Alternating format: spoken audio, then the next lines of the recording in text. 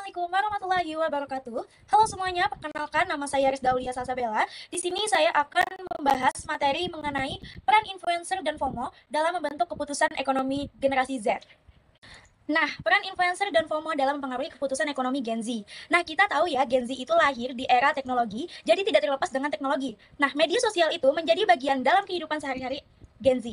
Nah, ciri-ciri Gen Z itu seperti mengikuti tren, terus juga mudah mendapatkan informasi dan terbuka terhadap hal-hal baru. Nah, maka dari itu, cara Gen Z mengambil keputusan itu dipengaruhi oleh influencer dan FOMO. Salah satu sikap Gen Z itu adalah FOMO, tidak ingin ketinggalan tren. Nah, peran FOMO dalam mempengaruhi keputusan ekonomi Gen Z ini, yaitu mendorong belanja impulsif, yang dimana kita membeli suatu barang tanpa kita rencanakan, jadi itu terjadi secara spontan. Nah, namun barang yang kita beli itu belum tentu kita butuhkan. Nah, dalam ilmu ekonomi itu, kebutuhan itu terbagi menjadi tiga, yaitu kebutuhan pokok, yang dimana ini kebutuhan wajib kita, terus ada kebutuhan sekunder dan kebutuhan tersier.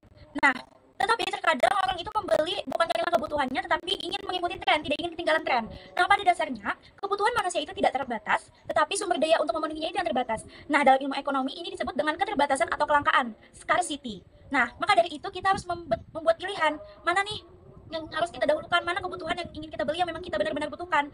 Nah, memilih itu disebut dengan trade off. Jadi kita harus memilih sesuai kebutuhan kita, bukan karena keinginan kita.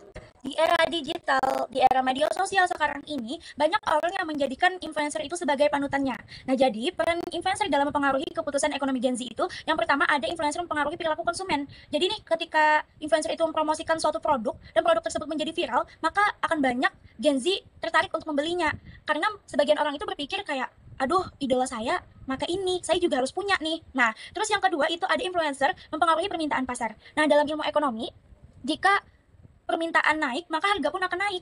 Nah, ketika produk tadi viral, maka permintaan pasar itu akan naik drastis walau harganya itu tinggi.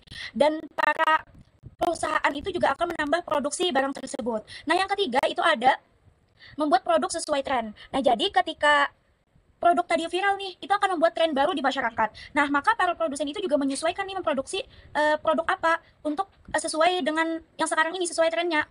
Nah, terus yang terakhir itu ada mendorong ekonomi digital. Nah, biasanya kan influencer itu mempromosikan produknya, contohnya nih bisa lewat TikTok Shop misalnya ya. Nah, mereka itu kan bisa melakukan pembayaran lewat berbagai macam ya, bisa Dana, GoPay, dan lain-lainnya.